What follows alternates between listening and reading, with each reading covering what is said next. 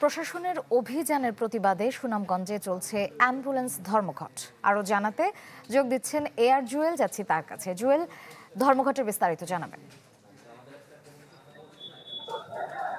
শ্রেয়া, আজকে দুপুরে সুনামগঞ্জ পৌরসভা এবং জেলা প্রশাসনের উদ্যোগে হাসপাতালের ভিতরে যে জায়গা অ্যাম্বুলেন্স রাখার জায়গাটি ছিল সেইখানে তারা অভিযান চালিয়ে সেই অবৈধ যে স্থাপনা সেগুলো উচ্ছেদের পাশাপাশি কিন্তু অ্যাম্বুলেন্সকে সবগুলো অ্যাম্বুলেন্স সরিয়ে দেয়।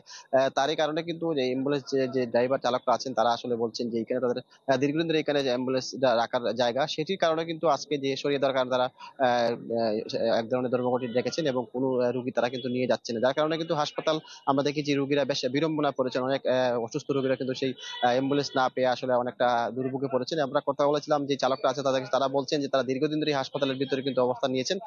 রাস্তার পাশে তাদের থাকার কোনো জায়গা না থাকার কারণে কিন্তু তারা আসলে এই হাসপাতালের ভিতরেই অবস্থান করেন সবগুলো অ্যাম্বুলেন্স চালক, এবং সেই কারণেই কিন্তু তারা এখান থেকে সরে যাচ্ছেন না। এবং আজকে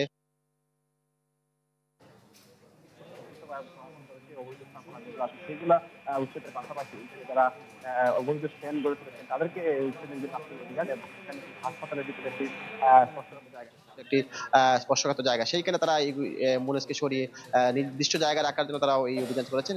যার প্রকৃতি কিন্তু আজকে অ্যাম্বুলেন্স চালকরা তারা এই ধর্মঘট ডেকেছেন। তারা বলছে যতক্ষণ পর্যন্ত তাদেরকে হাসপাতালের ভিতরে কোনো জায়গা দেওয়া হবে না ততক্ষণ পর্যন্ত তারা আসলে এই রোগী বহনকারী যে অ্যাম্বুলেন্স গুলো আছেন সেগুলো তারা আসলে নিয়ে যাবেন না। তারা বলছেন যে সেই কারণে মূলত তাদের একটা এই ধর্মঘটের মতো অবস্থান তারা নিয়েছেন। সবগুলো অ্যাম্বুলেন্স যে হাসপাতালের বাইরে তারা বিভিন্ন রাস্তায় রেখে অবস্থান করছেন এবং এখন পর্যন্ত আসলে প্রশাসন কিংবা হাসপাতাল কর্তৃপক্ষ কারণে আমরা কোনো উদ্যোগ দেওয়া যায়নি। যার কারণে কিন্তু হাসপাতালে যে রোগীরা আছেন সেই রোগীরা কিন্তু আসলে চরম একটা দুর্ভোগে পড়েছেন। যারা সিলেটে যাবেন তারা কিন্তু আসলে অ্যাম্বুলেন্স পাচ্ছেন না কিংবা গাড়ি পাচ্ছেন না, সেই দুর্ভোগটা কিন্তু আসলে আরো বিলম্ব হচ্ছে। দুই পক্ষের কেউ আসলে এখনো সমাধানের কোনো প্রক্রিয়া তৈরি হয়নি। ধন্যবাদ জুয়েল।